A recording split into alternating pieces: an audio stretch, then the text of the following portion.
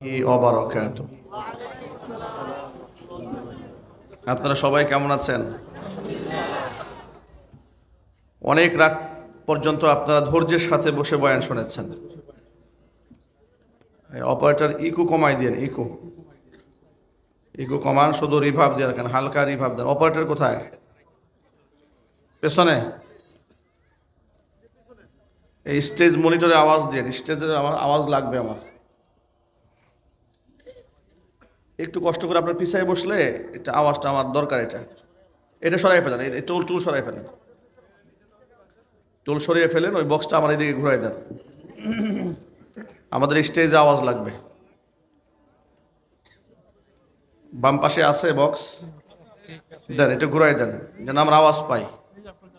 জি জি জি, আওয়াজটা বাড়াই দিলে হবে একটু। হ্যাঁ, এটা আওয়াজ বাড়াই দেন। মাশাআল্লাহ, আওয়াজ আসতেছে, এখন স্টেজ আওয়াজ আসতেছে। আলহামদুলিল্লাহ আলহামদুলিল্লাহ নাহমাদুহু ওয়া নাস্তাঈনুহু ওয়া নাস্তাগফিরুহু ওয়া নু'মিনু বিহি ওয়া নাতাওয়াক্কালু আলাইহি ওয়া নাউযু বিল্লাহ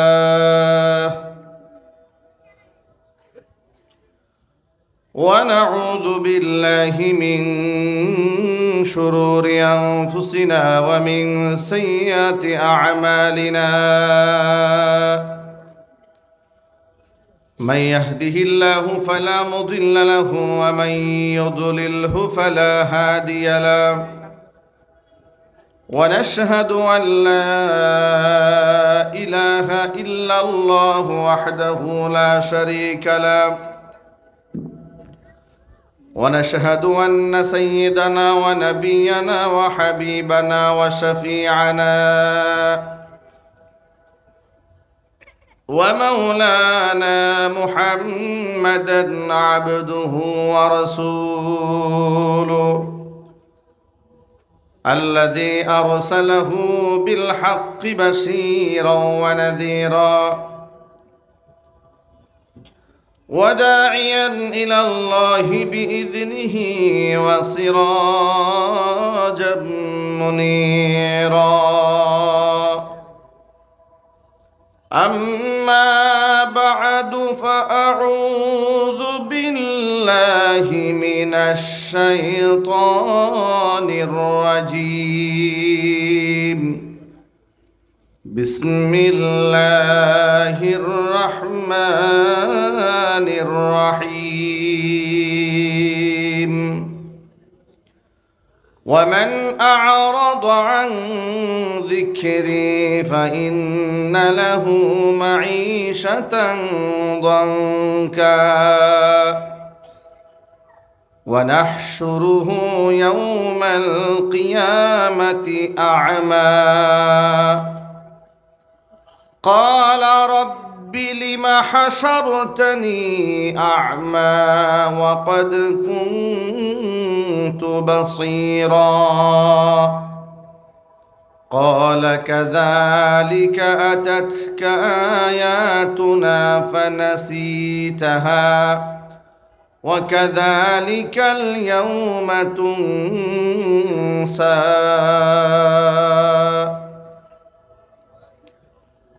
وقال النبي صلى الله عليه وسلم القرآن غنى لا فقر بعده ولا غنى دونه أو كما قال عليه الصلاة والسلام وقال تعالى في شان حبيبه ومحبوبه آمرا ومخبرا إن الله وملائكته يصلون على النبي يا أيها الذين آمنوا صلوا عليه وسلموا تسليما اللهم صل على محمد وعلى آل محمد كما صليت على إبراهيم وعلى آل إبراهيم إنك حميد مجيد اللهم بارك على محمد وعلى آل محمد كما باركت على إبراهيم وعلى آل إبراهيم إنك حميد مجيد محبت زبان ছেড়ে দিয়ে সকলে মিলে কিছুক্ষণ জিকির করুন লা ইলাহা ইল্লাল্লাহ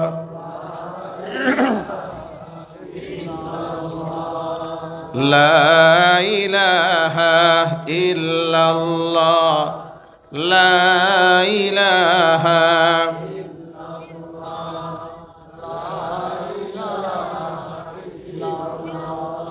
لا إله إلا الله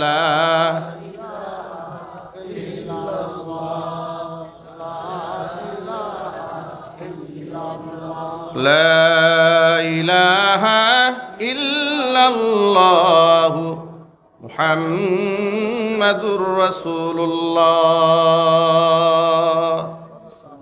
صلى الله عليه وسلم ঐতিহ্যবাহী ঢাকা মিরপুর ১ উত্তর বিশিল বাইতুল ফালাহ কাজীবাড়ি জামি মসজিদ মাদ্রাসা এলাকাবাসী ও আরতদার ব্যবসায়ীদের উদ্যোগে আয়োজিত নবম বার্ষিকী তাফসীরুল কোরআন মাহফিলের শেষ অধিবেশনের সম্মানিত সভাপতি আলহাজ কাজী জয়নাল আবেদিন সাহেব, মুতাওয়াল্লি ও সভাপতি বাইতুল ফালাহ কাজীবাড়ি জামে মসজিদ ও মাদ্রাসা, মোহতারাম সভাপতির নেক হায়াত আল্লাহ তাআলা দারাজ করেন। ওই অপারেটর ভাই যে ভিতরের বক্সের আওয়াজ কমে গেছে, স্টেজ মনিটরে আওয়াজ দেন। অপারেটর স্টেজ মনিটরে আওয়াজ দেন।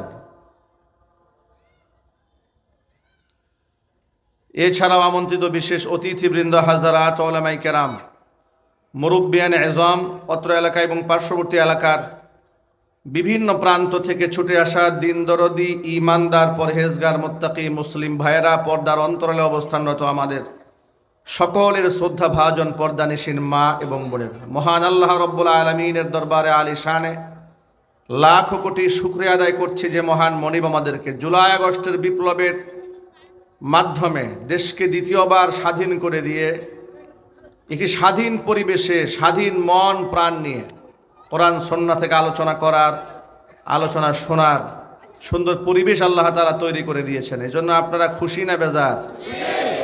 কম না বেশি? হৃদয়ের সবটুকুন ভালোবাসা উজাড় করে শ্রদ্ধা জড়িত কণ্ঠে মহান মনিবের শেখানো ভাষায় শুকরিয়া আদায় করছি। জবান ছেড়ে দিয়ে সকলে একযোগে বলছি আলহামদুলিল্লাহ। রব্বানা লাকাল হামদ হামদান কাসীরা তাইয়িবান মুবারাকান ফীহি। রব্বানা লাকাল হামদু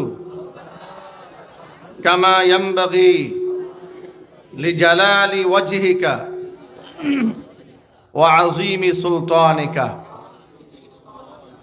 আল্লাহ তাআলা আজকে তাফসীরুল কোরআন মাহফিলকে কবুল করুন। উত্তর বিশিল বাইতুল ফালাহ কাজীবাড়ি জামে মসজিদ মাদ্রাসাকে আল্লাহ তাআলা কিয়ামত পর্যন্ত কবুল করেন। মাদ্রাসার সমস্ত হাজাত আল্লাহ পাক তার গায়বে খাজানা থেকে মিটিয়ে দেন। এলাকাবাসীকে আল্লাহ তাআলা মাফ করে দেন। আরতদার ব্যবসায়ী ভাইদের ব্যবসা বাণিজ্যকে আল্লাহ তাআলা কবুল করেন। বা সালামাত বা আমানাত ব্যবসা বাণিজ্য পরিচালনা করার তৌফিক আল্লাহ পাক দান করেন। যে সমস্ত হাফেজ কোরআনরা মাথায় পাগড়ি পেয়েছেন, মৃত্যু পর্যন্ত কোরআনে কারিমের সম্মান ধরে রাখার তৌফিক আল্লাহ দান করেন। জগৎ বিখ্যাত আলেমী দ্বীন, দাঈ ইলাল্লাহ হিসেবে আল্লাহ তাদের সকলকে কবুল করেন। পিতা মাতার চক্ষু শীতলকারী সন্তান হিসেবে আল্লাহ তাআলা মঞ্জুর করেন। সর্বোপরি আজকের মাহফিলের ওসিলা করে কোরআনের নূর দিয়ে আল্লাহ পাক আমাদের অন্তরগুলোকে, সিনাগুলোকে আলোকিত করে দেন। এক বাক্যে জবাব দিয়ে বলুন, হেদায়েত দেওয়ার মালিককে আল্লাহ। পৃথিবীর কোনো আলেমের হাতে হেদায়েতের মালিকানা আছে? কোনো পীরের হাতে, কোনো দরবেশের হাতে? যেখানে হেদায়েতের মালিকই পীর দরবেশটা হতে পারে না, সেখানে জান্নাত জাহান্নামের মালিক কি করে হয়? সেখানে তাকদির ভালো মন্দ করার মালিক কি করে হয়? আমাদের বাংলাদেশের ভণ্ড পীর, ভণ্ড ফকিরেরা, ভণ্ড দরবেশেরা মানুষের তাকদিরের পরিবর্তন করে, কিন্তু নিজের তাকদিরের খবর নাই। ঠিক না ভাই? মানুষকে ধোঁকা দিয়ে তারা প্রতিনিয়ত বোকা বানিয়ে যাচ্ছে। আল্লাহ তাআলা এই ধরনের চক্রান্ত থেকে আমাদের সকলকে হেফাজত করেন। আজকে আমরা মহাগ্রন্থ আল কোরআন থেকে সংক্ষিপ্ত পরিসরে কিছু কথা বলতে চাই। আল্লাহ যেন আমাদের জবান থেকে দামি কথা বের করে দেন। আমি হাজারো চেষ্টা করে আপনাদের সামনে দামি কথা বলতে পারবো যদি আল্লাহ পাকের পক্ষ থেকে তৌফিক না হয়। কারণ এই জবানের উপর কি আমাদের কারো ক্ষমতা আছে? এখন যদি আল্লাহ স্টপ হয়ে যেতে বলে, জবান থেকে কোনো কথা বের হবে না। কথা ঠিক কিনা? আল্লাহ এই মুহূর্তে যদি আমার জবান, আমি অনর্গল প্রতিদিন ঘন্টার পর ঘন্টা কথা বলি, আমিও এটা স্বীকার করি অকপটে মহান রবের সামনে, আমার আল্লাহ যদি 1 সেকেন্ডের মধ্যে আমাকে বলেন, হুকুম করেন, আল্লাহ তো বলতেও হবে না কিছু, আল্লাহর ইরাদা হওয়া মাত্র আমার জবান বন্ধ করে দিতে পারেন। সে ক্ষমতা আল্লাহর আছে না নাই? সে যত বড় আলেম হোক না কেন, এই জন্য ইলমের বড়াই করা যাবে না, অহংকার করা যাবে না। বনি ইসরাইল সম্প্রদায়ের বিখ্যাত একজন আলেম ছিল, তার নাম ছিল বালআম ইবনে বাউরা। আমালিকা গোত্রের লোকদের সাথে নবী মূসা কালিমুল্লাহকে এবং তার সম্প্রদায়কে আল্লাহ তাআলা জিহাদ করার হুকুম করলেন। মূসা আলাইহিস সালাতু ওয়াস সালাম বনি ইসরাইল সম্প্রদায়কে প্রস্তুত করলেন, আমালিকা গোত্রের লোকদের সাথে লড়াই হবে। আমালিকা গোত্র বললে সহজে চিনবেন না, বোঝার জন্য বলি। বর্তমান যেখানে বাইতুল মাকদিস, মসজিদে আকসা, এটা তো সবাই চেনেন নাকি? না চেনেন না আপনারা? খোঁজখবর আছে তো মসজিদে আকসার? কারা কারা চেনেন মসজিদে আকসাকে? হাত দেখি তো। মাশাআল্লাহ। মসজিদে আকসার সাথে আমাদের হৃদয়ের সম্পর্ক, এটা কোনোদিন আমরা ভুলবো না, ইনশাআল্লাহ বলেন। আমরা প্রজন্মের পর প্রজন্ম আমাদের সন্তানদেরকে মসজিদে আকসা চিনায় যাব। ইহুদিরা যত চক্রান্ত করবে আমরা তত সোচ্চার হব, ইনশাআল্লাহ। জুড়ে বলেন, আরো জুড়ে বলেন। এই যে মসজিদে আকসার এলাকাটা, এই এলাকাটা ইন্না ফিহা কওমান জাব্বারিন, সেখানে বসবাস করতে এক শক্তিধর জাতিগোষ্ঠী, দাম্ভিক জাতিগোষ্ঠী। মূসা কালিমুল্লাহ তার উম্মতকে বললেন যে আল্লাহ তো হুকুম করেছেন তোমাদেরকে ওই কওমান জাব্বারিন, যারা শক্তিশালী জনগোষ্ঠী, এদের সাথে লড়াই করে ওই এলাকা দখল করার হুকুম আল্লাহ পাক দান করেছেন। মূসা কালিমুল্লাহর উম্মতেরা জবাব দিয়ে বলল, ইন্না লান নাদখুলাহা আবাদাম মা দামু ফিহা, এরা যতদিন পর্যন্ত এখানে আছে, কোনো দিন কোনো ক্রমে কশ্চিন কালেও ওই এলাকায় আমরা ঢুকবো না। ফাযহাব আনতা ওয়া রাব্বুকা ফাকাতিলা ইন্না হাহুনা কাঈদুন। ও নবী মূসা, তুমি আর তোমার আল্লাহ গিয়ে যুদ্ধ করো, আমরা এখানে বসে রইলাম। যদি বলেন নাউজুবিল্লাহ। বেয়াদবির তো একটা মাত্রা থাকা উচিত, সীমা লঙ্ঘনের একটা সীমা থাকা উচিত। নবী মূসা কালিমুল্লাহকে ডেকে বলছেন যে এমন শক্তিশালী জাতিগোষ্ঠীর বিরুদ্ধে তুমি আমাদেরকে লড়াই করতে বলো, তুমি আর তোমার রব গিয়ে যুদ্ধ করো, আমরা এখানেই বসে রইলাম। নাউজুবিল্লাহি মিন যালিক। মূসা কালিমুল্লাহ তাদেরকে আশ্বস্ত করলেন আল্লাহর সাহায্য অবধারিত। মনে রাখবেন, পৃথিবীর ইতিহাসে ইমানদার ব্যক্তিরা শক্তি বলে, অস্ত্র বলে দুনিয়ার কোনো জায়গায় বিজয় লাভ করে নাই। পৃথিবীর ইতিহাসে যত জায়গায় ইসলামের বিজয় এসেছে, ইমানের বিজয় এসেছে, আল্লাহ পাকের সাহায্যে এসেছে, আল্লাহ পাকের নুসরতে এসেছে। ঠিক কিনা বলেন? মূসা কালিমুল্লাহ তাদেরকে আশ্বস্ত করলেন, তোমরা ভয় পেও না, আল্লাহর সাহায্য আসবে। আমালিকা গোত্রের লোকেরা চিন্তায় পড়ে গেল, মনে মনে ভাবলো আমাদের শক্তি আছে, সামর্থ্য আছে, অস্ত্র বল আছে, সব আছে, কিন্তু নবীর সাথে সাহায্য আছে কার? আবার নবী মূসা কালিমুল্লাহর মুজিজা আছে, আধ্যাত্মিক ক্ষমতা আছে, যে আধ্যাত্মিক ক্ষমতা আমাদের কারো নাই। তারা মনে মনে ভাবলো আমাদের যদি এরকম একটা আধ্যাত্মিক ক্ষমতা থাকতো তাহলে বনী ইসরাইল সম্প্রদায়ের সাথে লড়াই করা আমাদের জন্য সহজ হয়ে যেত। কিন্তু আধ্যাত্মিক ক্ষমতাধর ব্যক্তি আমরা পাবো কোথায়? আমাদের কাছে তো নবী রাসূল নাই। এরা খোঁজখবর নিয়ে জানতে পারলো বনী ইসরাইল সম্প্রদায়ের মধ্যে একটা সাধক আছে, এক বুজুর্গ আছে, বড় আল্লাহওয়ালা আছে, তার ইসমে আজম জানা আছে, মুস্তাজাবুদ দাওয়া, এমন শক্তিধর ব্যক্তি, দোয়া করতে দেরি হয়, আল্লাহর কাছে কবুল হতে দেরি হয় না। এরা মনে মনে সিদ্ধান্ত নিল, কোনো ক্রমে ছলে বলে কলে কৌশলে যদি আমরা ওই লোকটাকে আমাদের পক্ষে আনতে পারি, তাহলে নবীর বিরুদ্ধে যুদ্ধ করা আমাদের জন্য সহজ হয়ে যায়। যদি বলেন নাউজুবিল্লাহ। আপনারা চিন্তা করবেন না, এই কথাটা সবসময় মাথায় রাখবেন, আলেম যত উঁচু তফার হোক না কেন, দুনিয়া যদি কাউকে পায়, দুনিয়ার লালসা যদি কাউকে একবার ধরে, তাহলে বিভ্রান্ত হতে তার আর সময় লাগে না। ঠিক কিনা বলেন? বিগত স্বৈরাচারের আমলে এদেশের হকপন্থী ওলামারা তুলাবারা বিনা অপরাধে যখন জেল খেটেছে, জরিমানা দিয়েছে, তখন আলেম নামধারী জালেম কিছু লোক, বর্তমান সমাজের শায়েখ নামধারী বহুত লোকেরা স্বৈরাচারীর পদলেহন করে আলেমদের নির্যাতনের মাত্রাকে বাড়িয়ে দিয়েছে। বিনিময়ে মাদ্রাসা গড়ার জন্য কয়েক বস্তা সিমেন্ট পেয়েছে, কয়েক বস্তা সরকারি কয়েক টন চাল পেয়েছে, কিংবা থাকার জন্য একটা ফ্ল্যাট পেয়েছে। সামান্য দুনিয়ার মোহে পড়ে তারা গোটা আলেম সম্প্রদায়ের বিরুদ্ধে দাঁড়িয়ে স্পষ্ট জানিয়ে দিয়েছে, কোনো হক্কানে আলেমকে গ্রেফতার করা হয়নি, মামলা দেওয়া হয়নি। যাদের গ্রেফতার করা হয়েছে সব ধর্ম ব্যবসায়ী। আমি আমার স্টেজের শুরু থেকে শেষ প্রান্ত পর্যন্ত আপনাদের কাছ থেকে জবাব শুনতে চাই, জালেমরা যে সমস্ত আলেমদের উপর নির্যাতন চালিয়েছে, আসলেই কি তারা ধর্ম ব্যবসায়ী? আওয়াজটা এইরকম মহিলাদের মতো শুনতে চাই না, পুরুষের মতো ইমানদারের মতো জবাব দেবেন। যাদেরকে তারা জুলুম করেছে, নির্যাতন করেছে, টর্চার করেছে, আয়না ঘরে ঢুকিয়েছে, ডান্ডা বেরিয়ে পড়িয়ে মানুষের সামনে লাঞ্ছিত অপমানিত করেছে, আসলেই কি ওই সমস্ত আলেমরা ধর্ম ব্যবসায়ী?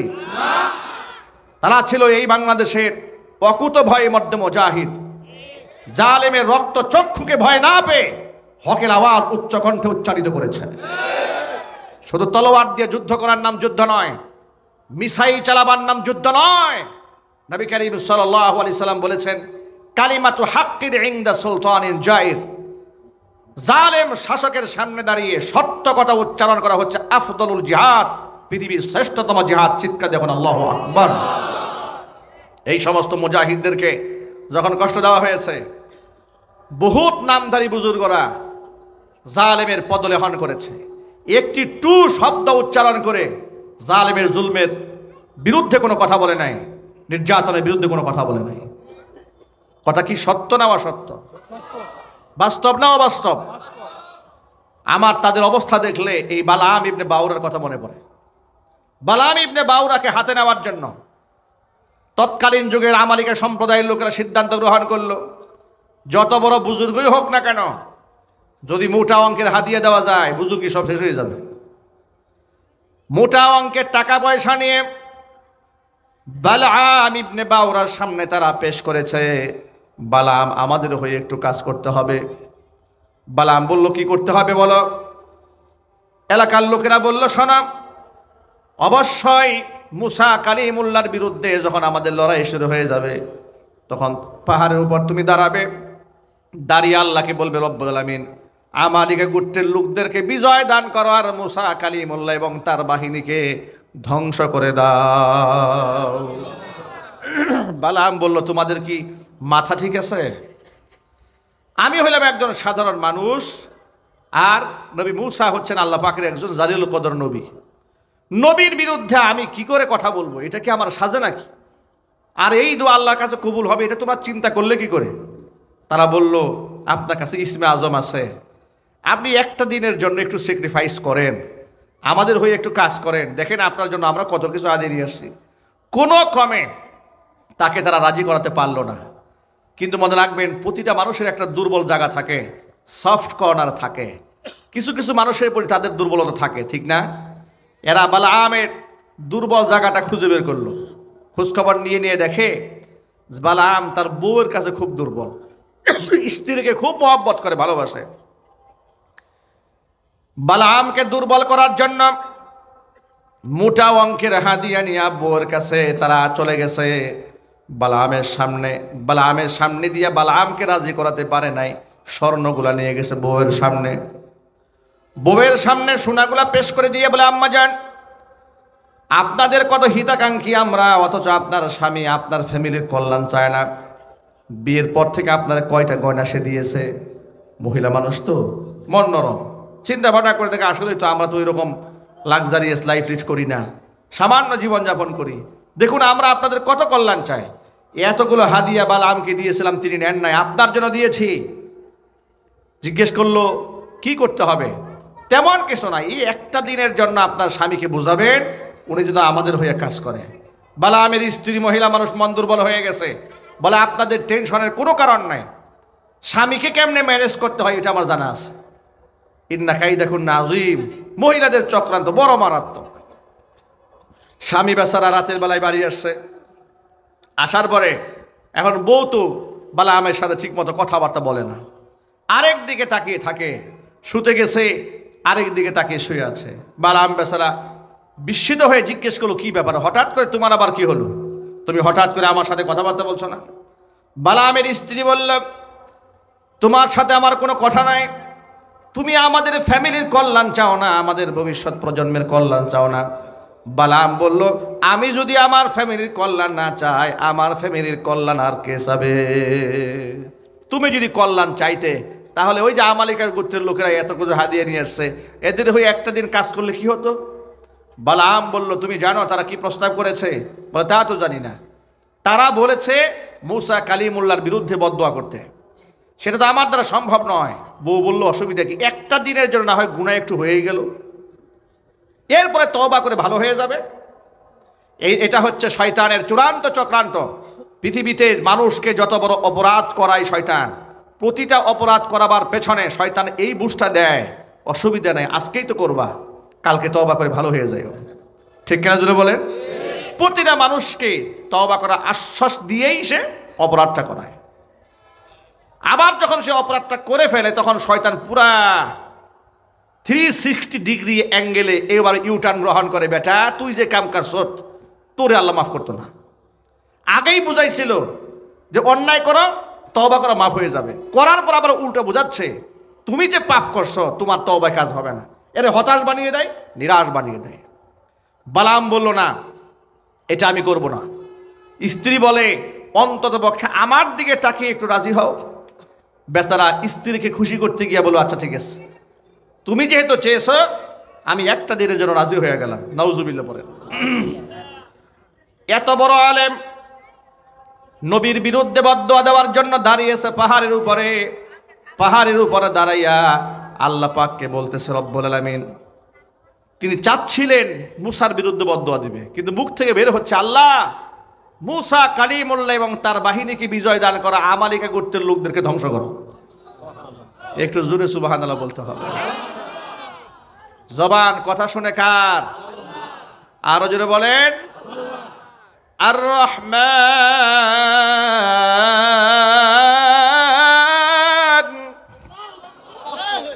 আল্লামাল কুরআন খালাকাল ইনসানা আল্লামাহুল বায়ান।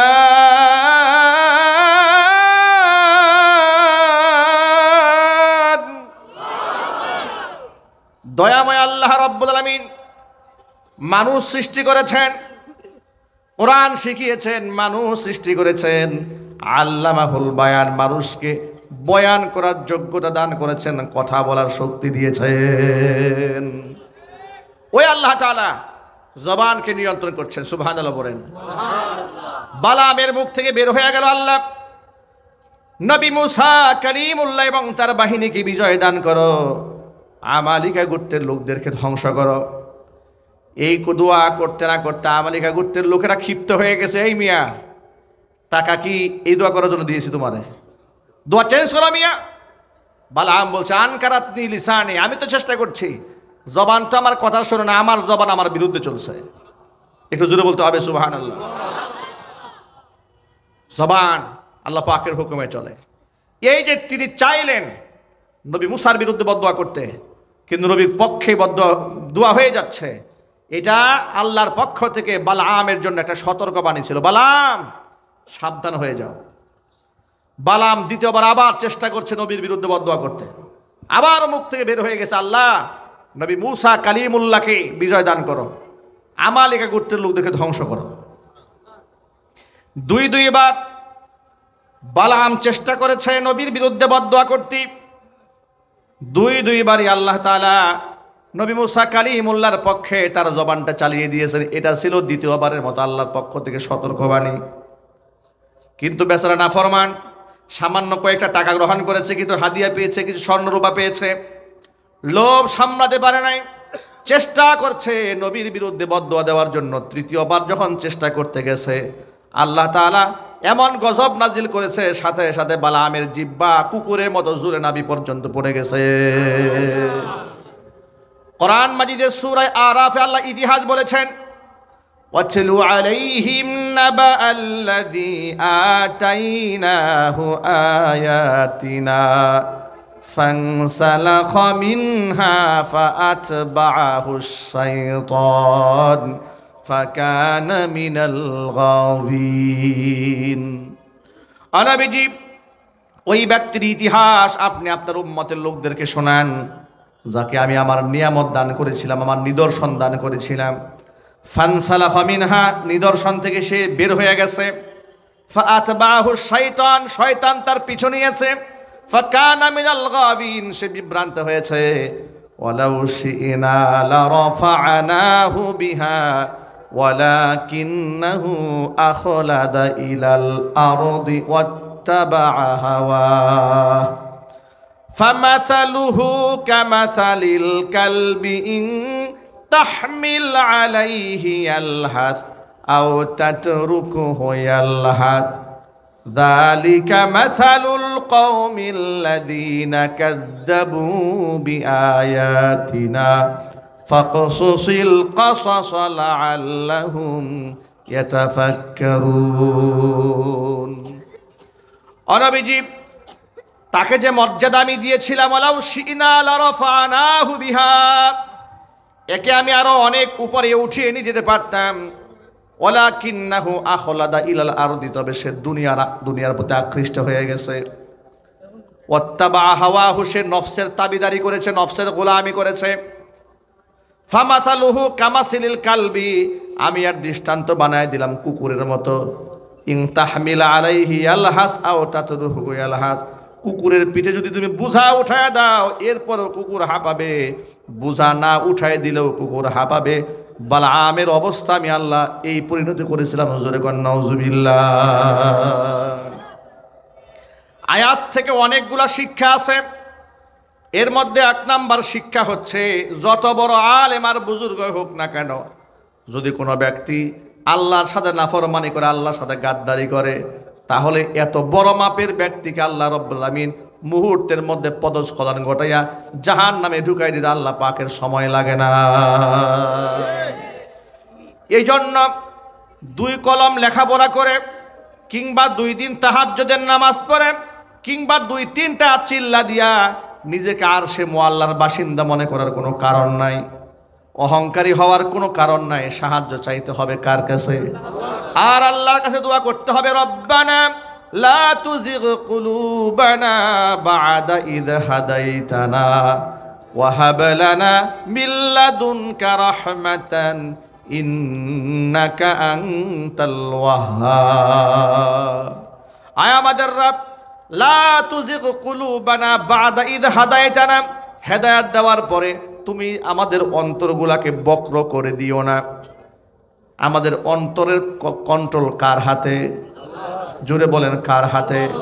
হাদিস শরীফে এসেছে, আল্লাহর নবী বলেন, ইন্না কুলুবা বানি আদম বাইনা ইসবাইহির রহমান ইউসাররিফুহা কাইফা ইয়াশা। আদম সন্তানের অন্তরগুলো আল্লাহ পাকের 2 আঙ্গুলের মাঝখানে থাকে। ইউসাররিফুহা কাইফা ইয়াশা, যেভাবে খুশি আল্লাহ পাক সেভাবে ঘুরাই দিতে পারেন। এই জন্য আল্লাহর কাছে সবসময় দোয়া করবেন, আল্লাহুম্মা মুসাররিফাল কুলুব সররিফ কুলুবানা আলা তাআতিক। আল্লাহ তাআলা তুমি তো অন্তরের পরিবর্তনকারী, তোমার আনুগত্যের মধ্যে আমাদের অন্তরগুলো ঝুঁকায় দাও, জোরে কোন আমিন। ভাইরা আমার, এবার আমি আমার খুতবার মধ্যে যে আয়াতে কারিমা তেলাওয়াত করেছি সূরা তাহা থেকে, দেখেন আল্লাহ পাক কি বলছেন আয়াতে।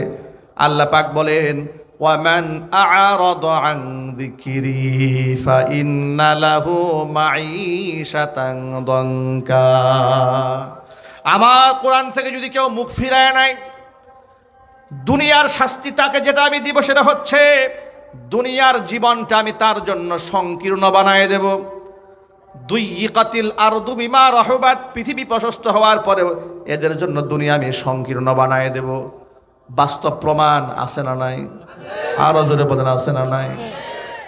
যাকে বলা হতো মাদার অফ ডেমোক্রেসি দাবি করত, যে মাদার অফ হিউম্যানিটি, মানবতার মা দাবি করত, সে আসলে তো মানবতার মা না, সে হচ্ছে মানবতাকে ধ্বংস করার জননী। কথা বলেন ঠিক কিনা? অবস্থা এমন হয়েছে, এত গাড়ি, এত বাড়ি, এত ক্ষমতা, এত কিছু থাকার পরেও পৃথিবীর কোনো মাটি তাকে নিতে চায় না।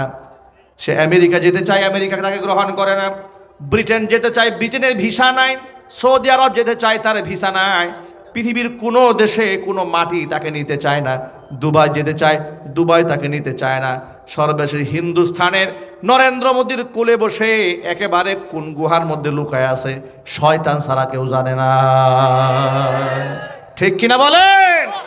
এটা হচ্ছে দুনিয়ার সাজা। মান আ'রাদা আন যিকরি ফাইন্না লাহু মাঈশাতান দানকা, তার জিন্দেগিটা আল্লাহ সংকীর্ণ বানায় দেবে। এবার শোনেন পরকালে অবস্থা কি হবে। ওয়া নাহশুরুহু ইয়াউমাল কিয়ামাতি আ'মা, কিয়ামতে আল্লাহ অন্ধ বানায়া এই সমস্ত ব্যক্তিদেরকে উঠাবেন যারা কোরআন থেকে মুখ ফিরিয়ে নিয়েছে। ওরা আল্লাহকে ডেকে বলবে, ক্বালা রাব্বি লিমা হাশারাতানি আ'মা, আল্লাহ তুমি কেন অন্ধ বানিয়ে আমাকে উঠালে? ওয়া ক্বাদ কুনতু বাসীরা, আমি তো দৃষ্টি সম্পন্ন ছিলাম, আমি তো অন্ধ ছিলাম না। আল্লাহ পাক তখন ডেকে বলবেন, ক্বালা কাযালিকা আতাতকা আয়াতুনা ফানাসিতাহা ওয়া কাযালিকাল ইয়াউমা তুনসা, এভাবে আমার আয়াতগুলো তোমার কাছে এসেছিল। ফানাসিতাহা, তুমি আমার আয়াতগুলোকে ভুলে গিয়েছিলে। তুমি যেভাবে আমার আয়াতগুলোকে ভুলে গিয়েছিলে, আজকে তোমাকেও ঠিক সেইভাবেই ভুলে যাওয়া হচ্ছে। জোরে কর নাউজুবিল্লাহ। আমার প্রিয় ভাইরা, এক বাক্যে জবাব দেন, আল্লাহ যদি মুখ ফিরিয়ে নেন, মুক্তির আর কোনো রাস্তা আছে? জোরে বলেন। আলেমরা মুখ ফিরায় নিলেও রাস্তা আছে, সাহাবীরা মুখ ফিরায় নিলেও রাস্তা আছে, হাত্তাকি মুহাম্মদ সাল্লাল্লাহু আলাইহি ওয়াসাল্লামও যদি মুখ ফিরায় নেন, রাস্তা আছে। আল্লাহ যদি মুখ ফিরায় নেন, আর উপায় থাকবে না। একটা ছোট্ট ঘটনা বললে সহজে বিষয়টা বুঝতে পারবেন। নবী করিম সাল্লাল্লাহু আলাইহি ওয়াসাল্লাম মদিনার সাহাবীদের মধ্যে একে অপরকে ভাই ভাই বানিয়ে দিয়েছিলেন। আনসারী একজন সাহাবীর সাথে সাকিফ গোত্রের এক সাকাফিয়ানের সাথে বন্ধুত্ব বানিয়ে দিয়েছিলেন। আনসারী সাহাবীকে বাড়িতে রেখে ওই সাকাফিয়ান সাহাবীকে আল্লাহর নবী জিহাদের ময়দানে নিয়ে গেলেন। আনসারী সাহাবীকে বাড়িতে রেখে গেলেন যাতে বাড়ি ঘরের বাজার টাজার করে নিতে পারে। এবার আনসারী সাহাবী বাজার করে সাকাফির স্ত্রীর কাছে বাজার দিতে তার বাড়ি গেছে, গিয়ে দেখে তার স্ত্রী গোসল করে কাপড় টাপড় নাড়তেছে, চুলগুলা বাহির থেকে দেখা যাচ্ছে। নারীদেরকে যতগুলা গুণে পুরুষকে আকৃষ্ট করে, পুরুষকে নারীদের যতগুলা সৌন্দর্যতা আকৃষ্ট করে, এর মধ্যে চুল কিন্তু মারাত্মক জিনিস। ঠিক কিনা বলেন? তো ওই নারীর চুল তাকে আকৃষ্ট করেছে। এই আনসারী সাহাবী শয়তানের ধোকায় পড়েছে, নারীর একদম কাছে চলে গেছে, হাত স্পর্শ করে ফাকাব্বালা, চুমা একটা দিয়ে ফেলেছে হাতের মধ্যে। এমন সময় এই নারী বলেছে, তুমি তোমার ভাইয়ের আমানতের খেয়ানত করলে, তোমার উচিত ছিল তার আমানতকে রক্ষা করা, তুমি খেয়ানত করেছ। সে এমনভাবে লজ্জিত হলো, ঘর থেকে বের হয়েছে, পাহাড়ের চূড়ায় গিয়ে পাগলের মতো চিৎকার করে কান্না শুরু করেছে। এদিক থেকে নবী করিম সাল্লাল্লাহু আলাইহি ওয়াসাল্লাম জিহাদ থেকে ফিরে এলেন। এবার ওই সাকিফ সাহাবী তিনিও ফিরে এলেন, সাকাফিয়ান ফিরে এলেন। বাড়িতে এসে স্ত্রীর কাছ থেকে বিবরণ শুনতে পেলেন। শোনার পরে তিনি পাহাড়ের চূড়ায় গিয়ে দেখেন তার সেই ভাই এমনভাবে কান্না করতেছে, তার বই তার মায়ে লেগেছে, তাকে হাত ধরে উঠিয়েছে, চলো তুমি এত অনুশোচনায় ভুগতেছ, নিশ্চয়ই এর একটা বিহিত হবে, এর একটা ফয়সালা হবে। আবু বকর সিদ্দিক রাদিয়াল্লাহু তাআলা আনহুর কাছে গেলেন তারা। আবু বকরের কাছে ঘটনার বিবরণ খুলে বললেন। আবু বকর বললেন, তুমি তোমার ভাইয়ের খেয়ানত করেছ, তোমার কি মুআমালা হবে এটা আমার জানা নাই। আবু বকরের কাছ থেকে তিনি হতাশ হয়ে গেলেন, নিরাশ হয়ে গেলেন উমরের কাছে। হযরত উমরের কাছে বর্ণনা দেওয়ার পর উমর সব শুনলেন। শোনার পরে তিনি বললেন, আল্লাহ রব্বুল আলামিন তোমার ভাইয়ের আমানতটা তোমার দায়িত্বে দিয়েছিলেন, কিন্তু তুমি খেয়ানত করেছো, তোমার কি ফয়সালা হবে আমার জানা নাই। এবার তারা ভয়ে ভয়ে মুহাম্মদ সাল্লাল্লাহু আলাইহি ওয়াসাল্লামের দরবারে এসে হাজির। রাসূলের কাছে গোটা ঘটনার বিবরণ বলে, হে আল্লাহ রাসূল, আমি আহালাকতু কদ হালাকতু, আমি ধ্বংস হয়েছি, আরেকজনকে ধ্বংস করে ফেলেছি। কেন, কি হয়েছে? আমি আমার ভাইয়ের আমানতের খেয়ানত করেছি, আমি আমার ভাইয়ের স্ত্রীর হাতে চুম্বন করেছি। মুহাম্মদ সাল্লাল্লাহু আলাইহি ওয়াসাল্লাম রাগে গুসায় খুবই ফুঁসে উঠলেন। তিনি বললেন, তোমার ফয়সালা আমার হাতে নাই। এখন আবু বকরের কাছ থেকে তিনি নিরাশ হয়েছেন, ওমরের কাছ থেকে নিরাশ হয়েছেন, হাত্তাকি মুহাম্মদ সাল্লাল্লাহু আলাইহি ওয়াসাল্লামের কাছ থেকে তিনি নিরাশ হয়ে গেলেন। প্রিয় ভাইরা, তার যাওয়ার কি আর কোনো জায়গা আছে? আরো জোরে বলেন, আছে, যাওয়ার জায়গা আছে। তিনি আবার চলে গেলেন পাহাড়ের চূড়ায়, কেঁদে কেঁদে বলছে, রব্বুল আলামিন আবু বকর আমাকে ফিরিয়ে দিয়েছে, ওমর আমাকে ফিরিয়ে দিয়েছি, হাত্তাকি তোমার হাবিব আমাকে ফিরিয়ে দিয়েছে, আমার যাওয়ার আর কোনো জায়গা নাই, তুমি ছাড়া আমার আর কেউ নাই। আল্লাহ তুমি আমাকে মাফ করে দাও, আমি গুনাহ করেছি, জীবনে আর কোনোদিন গুনাহ করব না। আল্লাহর কাছে তার চোখের পানি এমন ভাবে কবুল হয়ে গেল। আল্লাহ পাক কোরআন মাজিদের সূরা আলে ইমরানের আয়াত নাজিল করে হুজুরকে জানিয়ে দিলেন, জিবরাইল যা আমার দুস্তর কাছে গিয়ে জানায় দে, ওয়াল্লাযীনা ইযা ফাআলু ফাহিশাতান আও যালামু আনফুসাহুম যাকারুল্লাহা ফাস্তাগফারু লিযুনুবিহিম ওয়া মান ইয়াগফিরুয যুনুবা ইল্লাল্লাহ ওয়া লাম ইউসিররু আলা মা ফাআলু ওয়া হুম ইয়ালামুন উলাইকা জাযাউহুম মাগফিরাতুম মির রাব্বিহিম ওয়া জান্নাতুন তাজরি মিন তাহতিহাল আনহারু খালিদিনা ফিহা ওয়া নি'মা আজরুল আমিলিন। আল্লাহ পাক বললেন, ওয়াল্লাযীনা ইযা ফাআলু ফাহিশাতান, তাদের কেউ যদি কোনো অন্যায় কাজ করে ফেলে, গুনার কাজ করে ফেলে, আও যালামু আনফুসাহুম, অথবা নিজের উপর তারা জুলুম করে, অন্য কোনো গুনাহ করে, হয়তো ব্যভিচার করে অথবা ব্যভিচার ছাড়া অন্য গুনাহ করে, চুরি ডাকাতি মিথ্যা কথা যাই করুক না কেন, যাকারুল্লাহ, যখন আমার কথা স্মরণ হয়ে যায়, ফাস্তাগফারু লিযুনুবিহিম, তাদের গুনার জন্য তারা আমি আল্লাহর কাছে মাগফিরাত কামনা করে, ক্ষমা প্রার্থনা করে। আর ওয়া ইয়াগফিরুয যুনুবা ইল্লাল্লাহ, ক্ষমা তো গুনাহ একমাত্র আমি ছাড়া কেউ করতে পারে না। আল্লাহ ছাড়া কি কেউ গুনাহ ক্ষমা করতে পারে? আরো জোরে বলেন, গুনাহ একমাত্র মাফ করার মালিক কে? এই জন্য আল্লাহর কাছে মাপ চাইতে হয়। কোনো কবরের কাছে গিয়া গুনাহ মাপ চাবেন না। কথা ভালো করে শোনেন, কবরের সামনে গিয়া কবরে থাকা ব্যক্তির কাছে গুনাহ মাপ চাবেন না।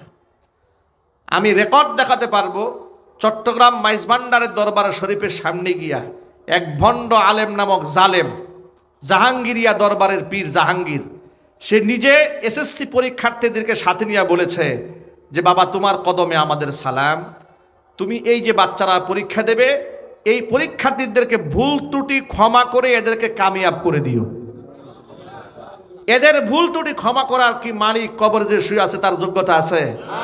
জোর আওয়াজে বলেন। এই ভণ্ডামির বিরুদ্ধে আমরা কথা বলি, এরা আমাদের বিরুদ্ধে কথা বলে আমরা নাকি আল্লাহর ওলিদের দুশমন। নাউজুবিল্লাহ। আল্লাহর কসম, আমরা কবরে শুয়ে থাকা, মাজারে শুয়ে থাকা আল্লাহর ওলিদের বিরুদ্ধে কথা বলি না। আল্লাহর ওলিদের ইন্তেকালের পরে যারা মাজার বানিয়ে ব্যবসা জমিয়েছে ওই সমস্ত ভণ্ডদের বিরুদ্ধে আমরা কথা বলি। কথা ঠিক কিনা জোরে বলে? আল্লাহর ওলিদের সাথে কি আমাদের কোনো দুশমনী আছে? বরং আল্লাহর ওলিদের সাথে বিয়াদবি তো ওরা নিজেরা করে, প্রতিনিয়ত করছে, কুফর করছে, বিদআত করছে, শিরক করছে। গুনাহ মাফ করার কথা, ভুল ত্রুটি বলতেছে, বাবা তুমি এদের ভুল ত্রুটি ক্ষমা করে দিও। ভুল ত্রুটি ক্ষমা করার মালিক কি কবরের ব্যক্তি? মালিককে। মালিককে আল্লাহ এতে বলেন ওমাই ইয়াগফিরুয যুনুবা ইল্লাল্লাহ, আমি আল্লাহ ছাড়া কেউ গুনাহ ক্ষমা করতে পারে না। ওয়ালাম ইউসিররু আলা মা ফাআলু ওয়া হুম ইয়ালামুন, যে গুনাহ এরা করেছিল গুনার উপর অবিচল থাকে না, অটল থাকে না, এরকম ভাবে যারা কান্নাকাটি করে উলাইকা জাযাউহুম মাগফিরাতুম মির রাব্বিহিম, এদের রব আমি আল্লাহর পক্ষ থেকে এদের জন্য রয়েছে ক্ষমা। এমন জান্নাত রয়েছে যে জান্নাতে চিরদিন থাকবে, জান্নাতের পাদদেশ দিয়ে প্রবাহিত হয় প্রস্রবণ। ভাইরা আমার, এই জন্য বলি কুল্লু বানি আদম খাত্তাউন ওয়া খায়রুল খাত্তাইনা তাওয়াবুন, একমাত্র নবী রাসূল ছাড়া প্রতিটা আদম সন্তানের ভুল হয়, ঠিক কিনা বলেন? আর ভুল করা ব্যক্তিদের মধ্যে শ্রেষ্ঠ তারা যারা তওবা করে আল্লাহর দিকে ফিরে আসে। ভুল করে ভুলের উপর অবিচল থাকে শয়তান, ভুল করে ভুলের উপর অবিচল কে থাকে? শয়তান থাকে। দেখুন মুসা আলাইহিস সালাতুস সালাম আল্লাহর সাথে কথোপকথন করতে তুর পাহাড়ে যাচ্ছেন, এমন সময় রাস্তায় শয়তান ইবলিসের সাথে দেখা। কার সাথে? ইবলিসের সাথে দেখা। ইবলিস বলল, ও আল্লাহর নবী মুসা, আপনি তো তুর পাহাড়ে যাচ্ছেন বলে, হ্যাঁ আল্লাহর সাথে আপনার কথা হবে, নিশ্চয়ই হবে। তা আপনি একটু বলেন তো আমার পক্ষ থেকে যে আমি তওবা করতে চাই, আমার কি তওবার দরজা খোলা আছে নাকি? কে তওবা করতে চায়? শয়তান। শয়তান তওবা করতে চাচ্ছে, তা আমার জন্য কি তওবার দরজা খোলা আছে নাকি? নবী মুসা কালিমুল্লাহ বলেন, ঠিক আছে, তুমি যেহেতু বলেছ আমি আল্লাহর কাছে বলবো। তো আল্লাহর সাথে কথোপকথন শেষ করে মুসা কালিমুল্লাহ বলেন, আল্লাহ আসার সময় শয়তানের সাথে দেখা হয়েছিল। আচ্ছা আল্লাহ জানেন না এগুলা? একটু জোরে বলেন ভাই। আল্লাহ জানেন, সব আল্লাহ পাক দেখেন। আল্লাহু আকবার বলেন। আল্লাহ সব জানেন। ইন্নাল্লাহা লা ইয়াখফা আলাইহি শাইউন ফিল আরদি ওয়ালা ফিস সামা, আসমান জমিনে আল্লাহর কাছে কিছুই লুকায়িত থাকে না। মুসা কালিমুল্লাহ বলছেন, আল্লাহ শয়তানের সাথে আমার দেখা হয়েছিল, ও তোমার কাছে একটা আরজি পেশ করেছে, ও তওবা করতে চায়। আল্লাহ পাক বলে, মুসা রে, ও তো তওবা করবে না। কেন? আল্লাহ সে তওবা করতে চায়, সে বলেছে তার জন্য তওবার দরজা খোলা আছে নাকি? যদি খোলা থাকে তো কেমনে তওবা করবে তুমি বলে দাও, আমি বলে দিচ্ছি। আল্লাহ বলুন, ঠিক আছে, তুমি এবার তাকে যাওয়ার সময় বলে যেও, সে যদি তওবা করতে চায় তার তওবার দরজা খোলা আছে। যে আদমকে সেজদা না করার কারণে তাকে আমি ধ্বংস করে দিয়েছি যুক্তিতর্কের কারণে, সে যেন আদমের কবরে গিয়ে সেজদা দেয়। আদমের কবরে সেজদা দিয়ে আমার কাছে যদি শয়তান মাফ চায়, আমি ওরও মাফ করে দেব। এবার নবী মুসা কালিমুল্লাহ নেমে এলেন। আবার প্রতিমধ্যে শয়তানের সাথে দেখা। শয়তান বলল, আল্লাহর নবী মুসা, আমার কথা কি মনে আছে নাকি আপনার? বলে, নিশ্চয় আছে। আমার আবেদনটা কি আপনি পেশ করেছিলেন আল্লাহর কাছে? জি পেশ করেছিলাম। তো আল্লাহ কি বলেছে? আল্লাহ বলেছে তোমার জন্য তওবার দরজা খোলা আছে, কন্ডিশন আছে। বললো, কি কন্ডিশন? কন্ডিশন হলো যে আদমকে সেজদা না করার কারণে তোমাকে আল্লাহ মালউন বানিয়ে দিয়েছে, ওই আদমের কবরে গিয়ে সেজদা দেবে।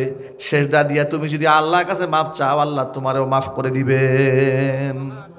শয়তান বলে, জিন্দা আদমরে সেজদা দেই নাই, মরাটাকে গিয়ে সেজদা দেবো? এটা কোনো কথা হলো নাকি? জিন্দারে সেজদা দেন, এখন মরে গেছে, এরা সাথে আমার কি কোনো প্রেস্টিজ নাই? আমার কোনো মান সম্মান নাই? শয়তানের নাকি মান সম্মান আছে। দেখছেন, আমাদের দেশেও মানবরূপী শয়তানদের কিছু মান সম্মান আছে। কেমন দেখায়? ২৫০০ মানুষকে যারা গণ অভ্যুত্থানে খুন করেছে, ওই খুনিদের এক কুখ্যাত আসামি গ্রেফতার করা হয়েছে। নৌ পরিবহন মন্ত্রী হাতের মধ্যে হ্যান্ডকাপ পরে উঠাইছে। আদালতে তিনি বলেন, আমরা 5 বারের এমপি, আমাদের হাতে হ্যান্ডকাপ পরাইলে আমাদের ইজ্জত চলে যায়, আমরা বড় ইজ্জত আলী, আমাদের বিরাট সম্মান আছে, হ্যান্ডকাপ যেন আমাদেরকে না পরানো হয়। আমাদের তখন চিৎকার করে বলতে ইচ্ছা করে যে আলেমের ধুলার সমান যোগ্যতা এই মন্ত্রী এমপিদের নাই, তোমরা সে আলেমের কবরের মধ্যে রশি লাগিয়েছিলে। কথা বলেন না ভাই, ঠিক কিনা বলেন? একটা আলেমের জুতা বহন করার যোগ্যতা এই দেশের এমপি মন্ত্রীদের আছে? চিৎকার দিয়ে বলেন আছে? এদের কি যোগ্যতা আছে? এরা তো বেফাক বোর্ডের যে নাম আছে, আল হাইআতুল উলিয়া লিল জামিআতিল কওমিয়া, এতটুকু উচ্চারণ করতে গিয়ে স্পিকার সহ সবগুলো এমপি মন্ত্রীর দাঁত ভেঙে গেছে। কথা ঠিক কিনা বলেন? এরা অহংবোধে জমিনের মধ্যে ওরা হাঁটে, আলেমদেরকে নিয়ে বিশুদ্ধার করে, মৌলবাদ বলে গালিগালাজ করে। যে আলেমদের পদচুম্বন করে, যে আলেমদের পা স্পর্শ করে, হাত স্পর্শ করে, হাত চুম্বন করে জাতি নিজেকে ধন্যন্য মনে করে, ওই সমস্ত আলেমদেরকে তোমরা কোমরের মধ্যে রশি বাঁধাইছিলা, এগুলো আমরা ভুলে যাই নাই। কথা বলেন ভাই, ঠিক কিনা বলেন? মুফতি সাখাওয়াত হোসেন রাজি হাফিজাহুল্লাহ একজন গবেষক আলেম, মুফতি আমিন রহমাতুল্লাহ আলহির মেয়ের জামাই, লালবাগ মাদ্রাসার সিনিয়র শেখুল হাদিস, এত বড় আলেম, দুই পায়ের মধ্যে ডান্ডা বেড়ে লাগিয়েছে। লোহার আংটার কারণে পা ছিলে রক্তাক্ত হয়ে গিয়েছে। বাবার জানাজা প্যারোলে মুক্তি পেয়ে পড়াতে এসছে, তখনও হাতের মধ্যে হ্যান্ডকাপ পরিয়ে পায়ের মধ্যে ডান্ডা বেরিয়ে পড়ে ছেড়ে দিয়েছে। এই সমস্ত জালেমদের ইতিহাস আমরা ভুলে যাই না, কথা বলতে হবে, ঠিক কিনা বলেন? ইবলিস শয়তানের যেরকম মান সম্মান, ওদের ওই রকম মান সম্মান। কথা ঠিক নেবে ঠিক?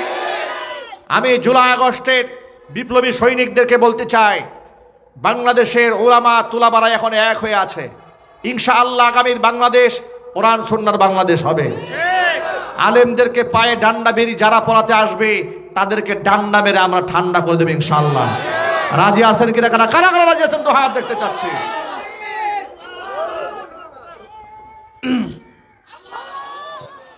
আল্লাহ আমাদের ঐক্যবদ্ধ থাকার তৌফিক দান করে, জোরে করে আমিন। কোরআন থেকে মুখ ফিরিয়ে নেওয়ার সুযোগ নাই। কোরআন সম্মান এবং মর্যাদার প্রতীক। এই যে আজকে ছেলেরা মাথায় পাগড়ি পেয়েছে, এক একটা হীরার টুকরা হয়েছে, ডায়মন্ড হয়েছে, এদের সাথে তুলনা করা যায় এমন কিছু নাই। সুবহানাল্লাহ কোন কেন? শোনেন, আল্লাহ নবী বলেন, আল কুরআনু গিনান লা ফাকরা বাদা। কোরআন এমন একটা সম্পদ, যে সম্পদ যার অর্জিত হয়ে যায় দুনিয়াতে তার কোনো দারিদ্রতা থাকে না। ওয়ালা গিনান দুনাহু, এটা এমন একটা সম্পদ, এটা বাদ দিয়ে কেউ ধনী হইতে পারে না। কোরআন মর্যাদার প্রতীক, কোরআন সম্মানের প্রতীক। আচ্ছা প্রিয় ভাইরা, ডোনাল্ড ট্রাম্পের আপনার শপথ অনুষ্ঠানে বাংলাদেশ থেকে কয়েকজন গেস্ট দাওয়াত পেয়েছে, রাষ্ট্রীয় মেহমান হিসেবে দুই একজন সেখানে গেছে। হাতটাকে এই পৃথিবীর অনেক বড় বড় দেশের রাষ্ট্রপ্রধানরা, ভিআইপি পার্সন, সিআইপি পার্সনরা তার শপথ অনুষ্ঠানে অংশগ্রহণ করেছে। তালিকার মধ্যে যাদের নাম এসেছে তারা এতটা আনন্দিত হয়েছেন, এত পুলকিত হয়েছেন, এত গর্ভবতী হয়েছেন এক একজনে, মানে এক আনন্দে ঠেলায়, মানে গর্বিত না, গর্ভবতী হয়ে গেছেন এক একজনে খুশির ঠেলায়। কথা বুঝতে পেরেছেন? আমার প্রশ্ন হচ্ছে, সামান্য ডোনাল্ড ট্রাম্পের মতো একটা পাগলা তার শপথ অনুষ্ঠানে গিয়ে যদি তুমি এত বড় গর্ববোধ করো, আল্লাহ সুবহানাহু ওয়া তাআলার জবানে কারো নাম উচ্চারিত হলে তার কেমন গর্ববোধ হওয়া দরকার?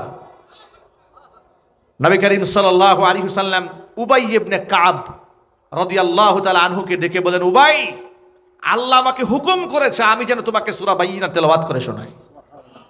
উবাই ইবনে কাব এই কথা শুনে আবেগ আপ্লুত হয়ে পড়েছেন। তিনি বললেন, আওয়া সাম্মানি ইয়া রাসূলুল্লাহ, হে আল্লাহ রসুল, আপনি যে বললেন আমাকে আল্লাহ কোরআন শোনাতে বলেছে, আল্লাহ কি আমার নামটা উচ্চারণ করেছে নাকি? সুবহানাল্লাহ বলেন না? তার আবেগের জায়গাটা কোথায়? আপনি যে বললেন আমাকে শোনাতে বলেছে, তো আল্লাহ কি আওয়া সাম্মানি আমার নাম বলেছে? হুজুর বলেন, হ্যাঁ, আল্লাহ তোমার নাম ধরে বলেছে, উবাইরে কোরআন শোনাও। উবাই ইবনে কাব রাদিয়াল্লাহু তাআলা আনহু আনন্দে অশ্রুসিক্ত হয়ে গেলেন, অঝর ধারায় কান্নায় ভেঙে পড়লেন। এত সম্মান আল্লাহ পাক তাকে দিয়েছেন, স্বয়ং আল্লাহ পাক তার পবিত্র জবানে তার নামটা উচ্চারণ করে ফেলেছেন। কেন এই সম্মান? একমাত্র কারণ তিনি কোরআনে কারিমের লেখক ছিলেন। এর মানে কোরআনে আয়াত যখন নাজিল হতো, ওহী যারা লিখে সংরক্ষণ করতেন তাদের মধ্যে অন্যতম একজন ব্যক্তি হচ্ছে এই উবাই ইবনে কাব। ইন্নাহু কানা মুআল্লিমাল কোরআন, তিনি কোরআনের শিক্ষক ছিলেন। নও মুসলিম সাহাবীদেরকে তিনি কোরআন শেখাতেন। আল্লাহর নবীর ইন্তেকালের পরে রসুলের জায়নামাজে দাঁড়িয়ে সাহাবীদেরকে মুক্তাদি বানিয়ে খতমে কোরআনের তারাবির নামাজ পড়িয়েছেন। চিৎকার দেখুন আল্লাহু আকবার। কোরআনের সম্মানে উবাই ইবনে কাবের নাম আল্লাহর জবানে উচ্চারিত হয়েছে। সুতরাং আমাদের ছেলেরা কোরআন পড়েছে। এই যে আজকে দেখুন, এদের মাথায় আমরা রুমাল পরিয়েছি, পাগড়ি পরিয়েছি। কিয়ামতে আল্লাহ তাআলা এদের বাবা মাকে জান্নাতে গাউন পরাবেন। আমাদের এই দুনিয়াতে অনার্স কমপ্লিট করলে, মাস্টার্স কমপ্লিট করলে, পিএইচডি ডিগ্রি অর্জন করলে বিশ্ববিদ্যালয় কর্তৃপক্ষ এদেরকে ব্ল্যাক কালারের গাউন পরায়, পৃথিবীর অন্য দেশে ভিন্ন কালারের গাউন পরায়, মাথার মধ্যে একটা ক্যাপ পরায়, সম্মানের প্রতীক। কিয়ামতে আল্লাহ তাআলা মান ক্বরাআল কোরআন ওয়া আমিলা বিহি কোরআন যারা দুনিয়াতে পড়েছে, আমল যারা করেছে, এদের বাপ মাকে মাথার মধ্যে পরাবেন নূরের মুকুট। শুধু তাই নয়, ওয়ায়ুকসা হুল্লাতাইন, এদেরকে জান্নাতের পোশাক পরাবেন, এমন পোশাক লা তাকুমু লাহুমা দুনিয়া, পৃথিবী বিক্রি করলেও একটা পোশাকের দাম দেওয়া সম্ভব হবে না। এত দামি পোশাক এদের বাপ মাকে পরানো হবে। এরা অবাক বিস্ময়ে আল্লাহকে বলবে, আল্লাহ বিমা কাসাইটা না, আল্লাহ এমন কি আমল করলাম তুমি এত দামি পোশাক আমাদের পরিয়েছ। আল্লাহর পক্ষ থেকে তখন তাদের বলা হবে, ফায়ুকালু লাহুমা বিআখযি ওয়ালাদিকুমাল কুরআন, তোমাদের সন্তানরা কোরআন পড়েছিল বলে, হ্যাঁ তোমাদের সন্তানদের যে কোরআন পড়িয়েছিলে, কোরআন সন্তানরা পড়েছে, সন্তানদের কোরআন পড়ার সম্মানে আজকে তোমাদের এই সম্মানের গাউন পরিয়ে দেওয়া হলো। সেই গাউনটা আমাদের গায়ে আসুক, এটা কারা কারা চান? আল্লাহর কুদরতি ক্যামেরা রেকর্ড হচ্ছে। আল্লাহ আমাদেরকে সেই সৌভাগ্যবান ব্যক্তিদের কাতারে তুমি শামিল করে নাও। জোরে কোন আমিন। হাত নামান। আমাদের ঘরে ঘরে আল্লাহ 30 পারা কোরআন হাফেজ উপহার দেন। জোরে কোন আমিন। সামনে রমাদানুল মুবারক আসতেছে। রমজান মাসে সবগুলো তারাবির নামাজ আদায় হবে জামাতের সাথে মসজিদে গিয়ে খাতমে তারাবির নামাজ, বলেন ইনশাআল্লাহ। কত রাকাত হবে? সবাই জুড়ে বলেন। কোনো তর্কে বিতর্কে যাওয়ার কোনো দরকার নাই। 20 রাকাত তারাবির নামাজ হবে, আমাদের সন্তানদের পেছনে আমরা আদায় করব। আল্লাহ রাব্বুল আলামিন আমাদের সকলকে কবুল করেন, মঞ্জুর করেন। জোরে কোন আমিন। গজল আরেকটা কথা বলি, আগামী 31শে জানুয়ারি, ফেব্রুয়ারির 1 তারিখ 2 তারিখ 3 দিন হযরত উলামা ইকরামের তত্ত্বাবধানে হক্কানে আলেম ওলামাদের নেতৃত্বে বিশ্ব ইজতেমার প্রথম পর্ব অনুষ্ঠিত হতে যাচ্ছে।